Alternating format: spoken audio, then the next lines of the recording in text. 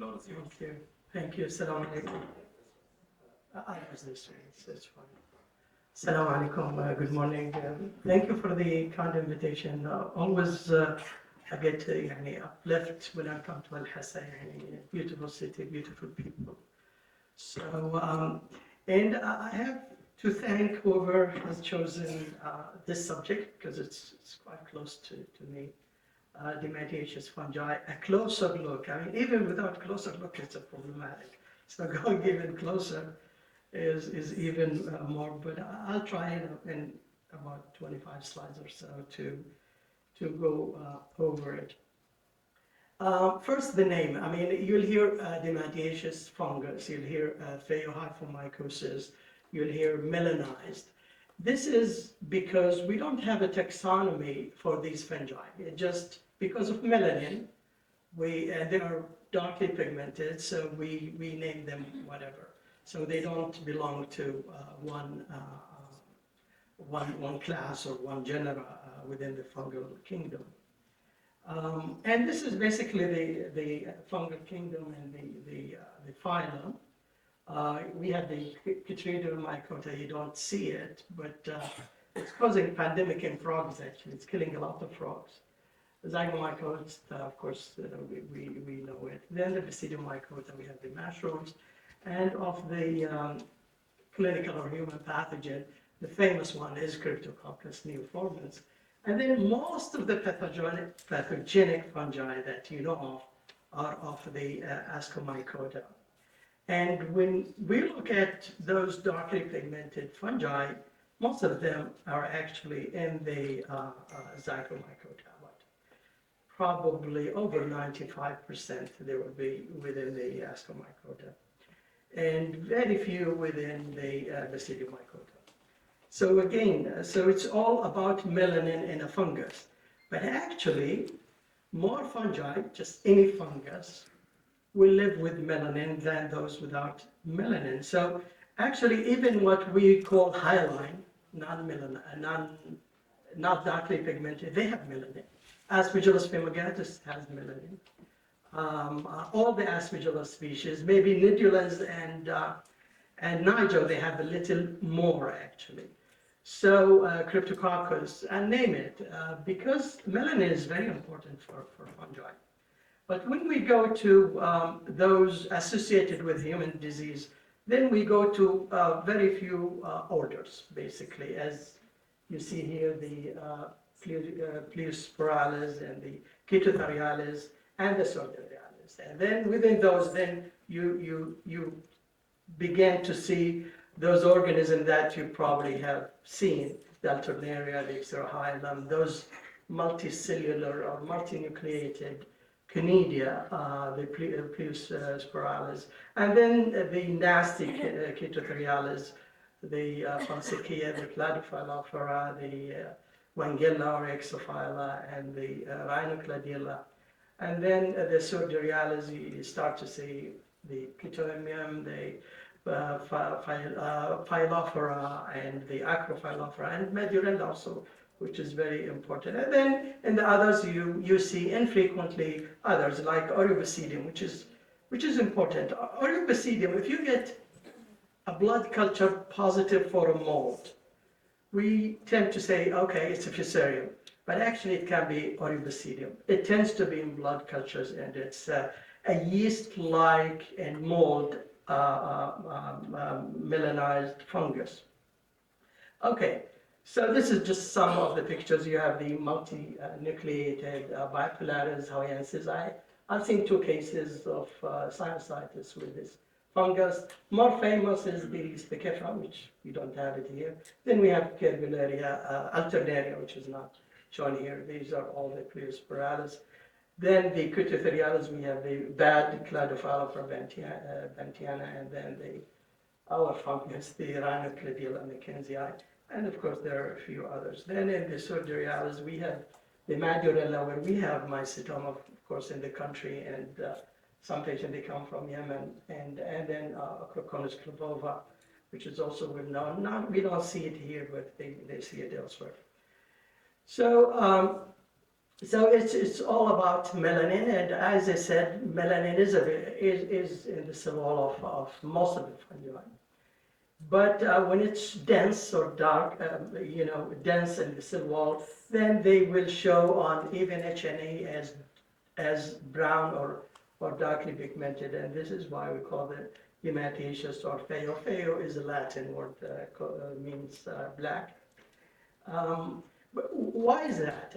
I think melanin is very important to fungi in a difficult environment, especially the soil, where nutrients are not that much, no much oxygen. You have the UV light of the sun, so it's very stressful environment, and melanin is quite protective from that.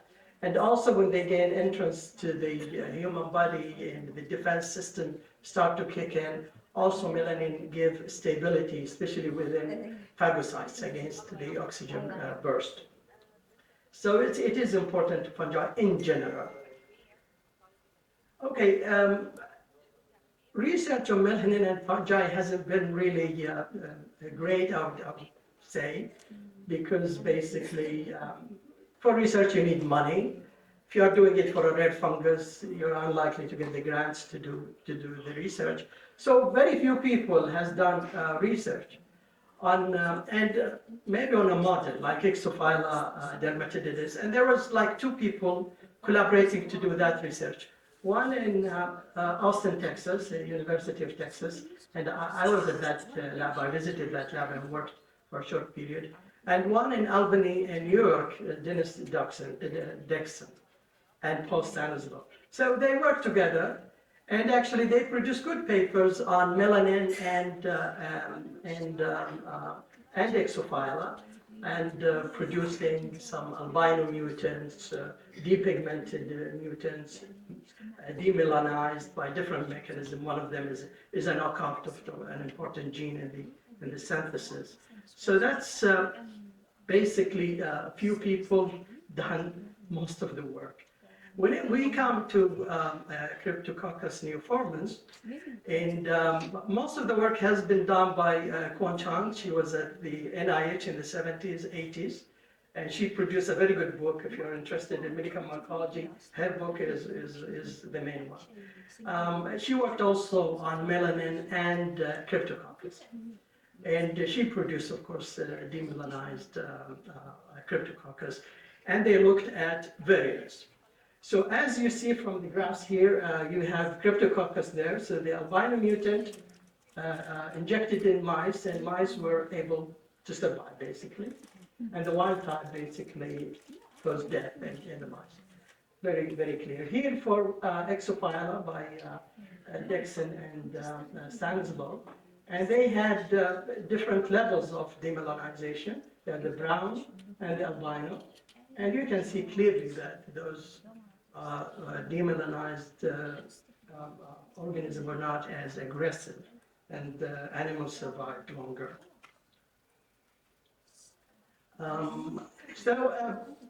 Mechanism, melanin is a polymer which is usually synthesized through two pathways. One in Ixophylla and those fungi, and one in Cryptococcus. One is, we call it DOPA, and the other is dihydroxynaphthalene. And basically, they just polymerize into melanin. And that's a pathway where you can knock out certain genes and you can produce an albino mutant. Myself and with Dr. Stanislaw, we tried to produce a demelanized clarified form, but actually didn't work, or we could not continue the work. These are the fungi that I have seen personally or heard about at our hospital. These are all phaeohyphomyces, basically. And you can see a good number of them. The one in red are those with significance, I would say. So I'll show some on those. One of the reasons why we came to this phaeohyphomycosis, Dermatiaceous fungi, is the entities or the diseases that they cause. So if I have to put a big categories, we have the soft tissue where we have the subcutaneous phaeohyphomycosis, the chromoblastomycosis, and the mycetoma. And we have a good group of allergic fungal sinusitis. And then another group of invasive disease, mostly in immune-compromised. And within this invasive disease, we have the what we call neurotropic, or causing sinus infection, parenchymal mainly sinus infection. So moving to allergic fungal sinusitis, which is, I think, is important here. If you look at radiology trying to differentiate between invasive and allergic fungal disease, you'll never have it right, almost. Because this is allergic and it looks worse than invasive. That's a mucor, that's I think aspergillus. And it fills the sinuses, it pushes with pressure, it has this allergic type of inflammation with mucin, with eosinophils, and it pushes the bone basically. So you'll have erosion of the bone, although it's not invasive. If you do histopath, there's no invasion. It pushes the, especially if it's in the ethmoid, this lamina propria, it can be pushed easily, and then the eye will come out. So basically proptosis also happens. And also it can go, if it's in the sphenoid, it can go through the cribriform plate and come just below the frontal lobe. So also you can see it kind of intracranial. And it can apply pressure on the optic nerve and the optic chiasm and cause blindness. And we have seen all that. But they do well compared to that one, which many of them, they die. So, and the type of fungus. Here we see aspergillus as well as Dermatiaceous fungi, and they do well. And it's important because therapy is different. Here the inflammation is totally different. There it's a pro-inflammatory cytokines, IL-1, IL-6, TNF-alpha. Here it's stage 2 type of reaction. It's IL-4, IL-3, IL-4, IL-13, 17, and all mucin, eosinophils. So when you treat, you'll be directed toward allergy and not the fungus. So about the inflammation and not the fungus. This is why here steroids very important. There you don't give steroids at all. So that's important. So please, if the radiologist is saying invasive fungal infection, say, well, we don't know. We cannot say from radiology it's invasive fungal infection. Organism causing that, it depends on the geography. Here we see Aspergillus flavus by far. But I had about 100 patients I was following, and most of them allergic, of course. And most of them Aspergillus flavus, 1 or 2 serious, and then Howaiensis, a couple of Howaiensis, Kervularia, but mostly Aspergillus flavus. While in the US, it's actually the Alternaria and the Dermatiaceous fungi, especially the Pleiosporanus. But they say also Aspergillus. In India is more or less like us, but they see a little bit more the Amphibogatus than us. Okay, now moving to the other entities, those cutaneous and subcutaneous. And I mentioned about chromoblastomycosis. We don't see it here. It affects the epidermis and the dermis, causing a kind of a sclerotic body, as you see here, this one. And it can spread. It can be really bad, mainly in the Americas, actually, especially South America.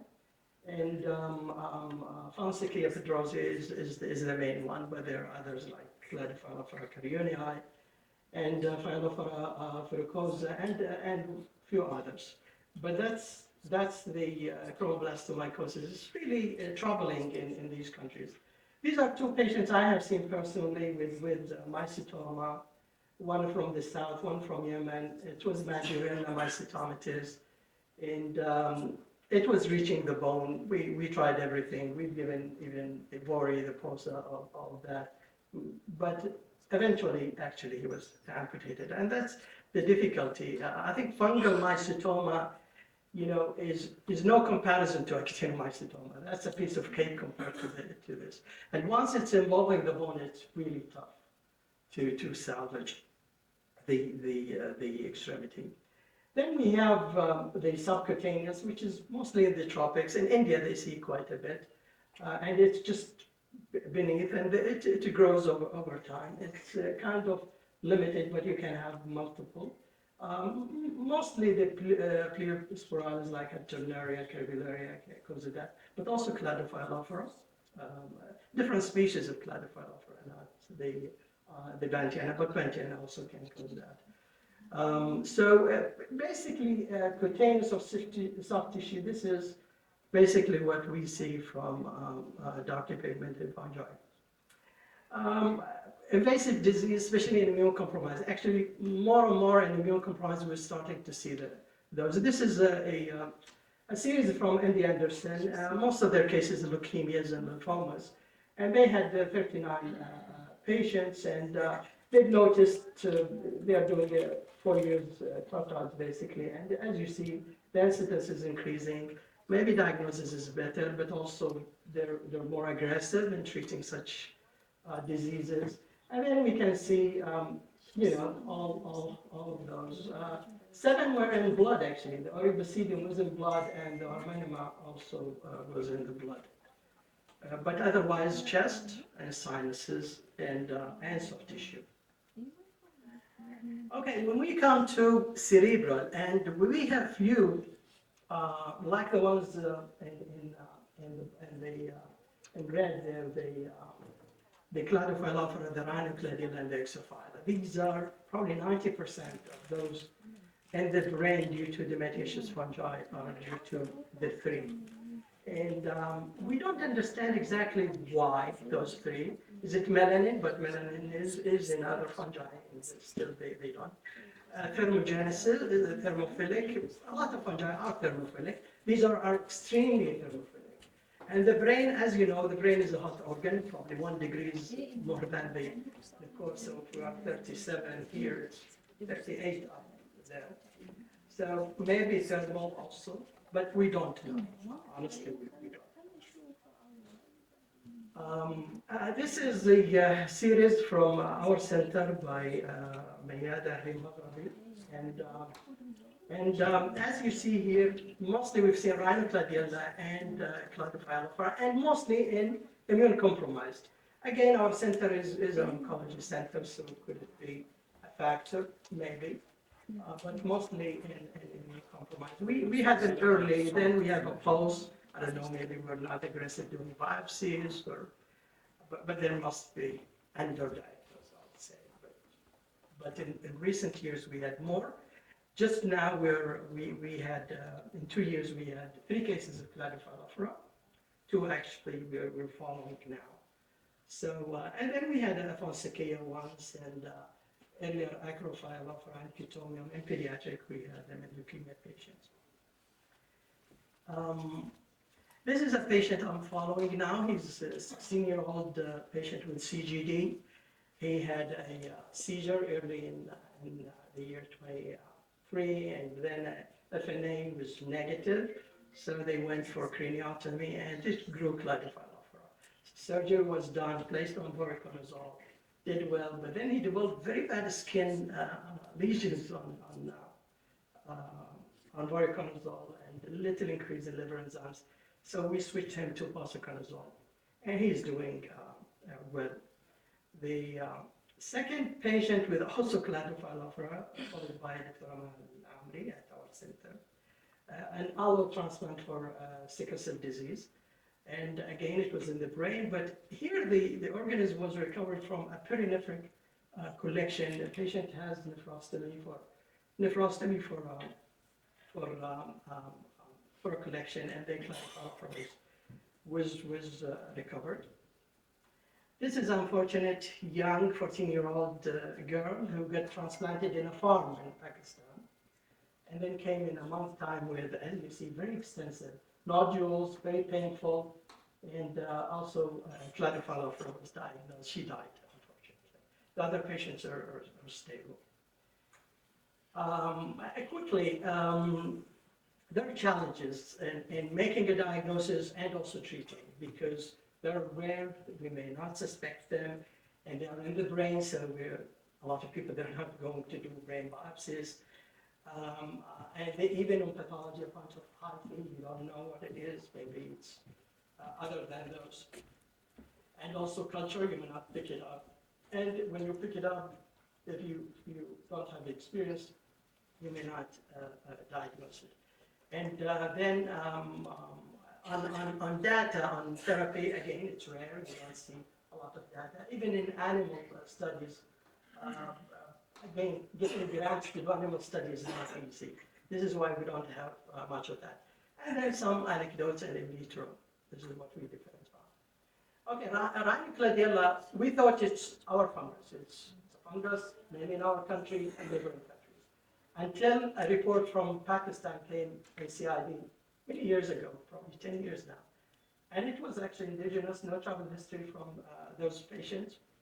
We had 6 cases and then another 7. Then a case from Turkey, which is the most recent, someone who never been out of Turkey, worked in Istanbul, a nurse. He got also rhinocladiella, not rhinocladiella, all the name. And then 2 cases, Moroccan, were diagnosed in France, and they've never been to our area. So now you have up to, and then another case from India. So now it's becoming from India to Morocco. And a few imported cases, of course, to UK. So maybe it's more than that's just our region. Some in vitro data indicate the azoles are, second generation azoles are probably the best, especially posaconazole has the lowest, but also Vori would work. I have a patient with Exophyla on itraconazole, 21 years, CGD, itraconazole, doing well actually on high dose itra. This is for C. ventiana, and again, more or less the same. Again, posaconazole has the lowest, but Vori is also reasonable, isolo, okay. But again, MIC's product is the best. Again, animal models, this is a study we did a long time ago on animals looking at survival. Basically, 2 strains of Rhinocladiella mckinseyii, and giving different drugs, amphotericin, etra, and posa. And again, posaconazole, and to some extent, etra were much better than ampho. Then we did it with the cladophile from more or less the same. Posaconazole did better. Even in tissue burden, as you see, also better. Then we went to a dose finding, so different doses of posaconazole, and higher doses were better, as you see in green and blue. Also tissue burdens were done, and also green and blue, that's 25 and 50 milligrams doses. When you come to, it's 25 and 25, so all right. So it's anecdotal. There are some successes with Rhinocladiella mckinseyii. And we had the first case. We had patients had surgery and treated with posaconazole. And actually he did well for 3 years. Then he was diabetic. He developed a diabetic foot gangrene and died of sepsis, unfortunately. But he did quite well on posaconazole. And the second case from Leeds, UK, I think originally Iraqi. And again, excision, posaconazole, 2 years he's alive. A third case is just recent, only 3 months follow-up, so I'm not sure. With the liposomal ampho, and then posa, and then discharge on isoconazole, and from our colleagues at King Medical City. Again, you need really a long follow-up. These are slow, and they act like cancer in a way. I mean, they relapse.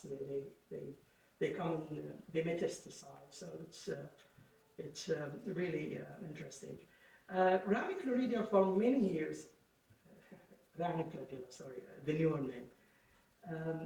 For many years, we thought it's only in the brain because it's only recovered from the brain. Until 2 cases, one from Kuwait, recent, I think liver, and has a collection in the abdomen, and actually it was recovered from the abdomen. There was a lesion in the brain, they did not biopsy, but it was recovered. And then another patient, I think in the UK, from the joint. So now it's not only us, it's from India to Morocco, and now it's not only the brain, maybe also other organs. So that's a kind of a change as we learn more about Rhinocladiella. This is my last slide. Thank you very much for your attention.